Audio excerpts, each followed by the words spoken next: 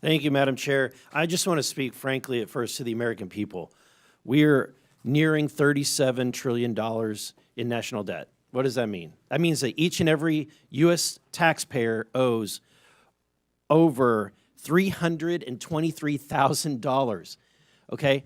What does that mean? That means when the EPIC, which is the Economic Policy Innovation Center, says we have 18 trillion left. That's it. 18 trillion left to take out, and we're spending $2 trillion in debt every year. Folks, we're at the precipice of a debt, we're like a debt cycle. We are literally at a point in which the dollar will be worth nothing. What does that mean? And we know Social Security goes bankrupt in 8 years, right? Medicare goes bankrupt in 10 years. And then 15 years from now, the dollar is completely devalued and worth nothing. So what does that mean? That means your pension, the money in your bank, your savings is nothing. It's worthless. So what are we doing?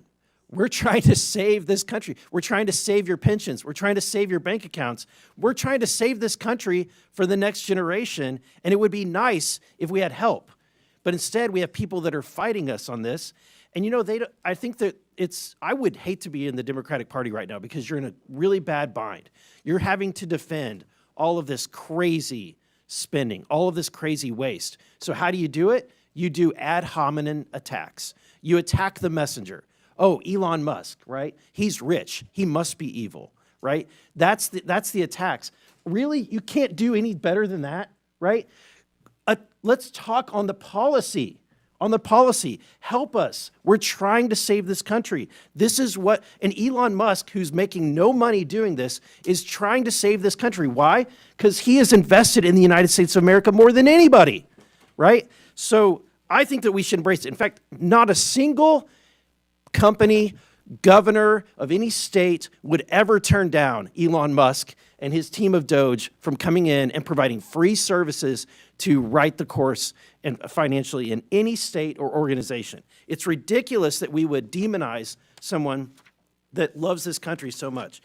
Mr. Whitman, the formation of agencies via the executive action is not new, right? The formation of DOGE is not new. Can you are you familiar with any other previous presidencies where they've formed organizations like DOGE via executive action? Yeah, so actually the agency that DOGE is occupying is one that was created in a previous administration, so it is something that happens routinely.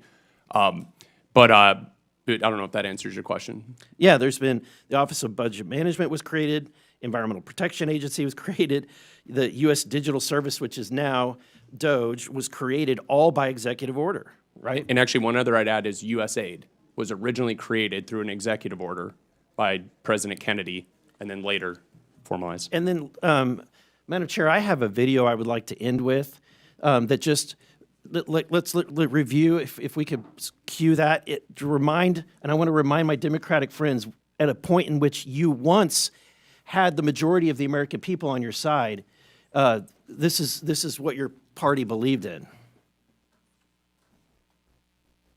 This report tells us how to cut waste, cut red tape, streamline the bureaucracy, change procurement rules, change the personnel rules, and create a government that works better and costs less. I've read it, and where it says the president should, the president will. Among the 800 recommendations, eliminating 12% of the federal workforce, merging some government agencies like the FBI, the DEA, and the Bureau of Alcohol, Tobacco, and Firearms, closing hundreds of government offices outside Washington. From the day I took office, one of the commitments that I made to the American people was that we would do a better job here in Washington in rooting out wasteful spending. We thought that it was entirely appropriate for our governments and our agencies to try to root out waste, large and small, in a systematic way. It means cutting some programs that I think are worthy, but we may not be able to afford right now. A lot of the action is in Congress and legislative, but in the meantime, we don't need to wait for Congress in order to do something about wasteful spending that's out there. We haven't seen as much action out of Congress as we'd like, and that's why we launched on our own initiative the campaign to cut waste. And we're going to keep on finding every possible way that we can do that, even if Congress is not acting. There you go. I think it speaks for itself. My time has expired.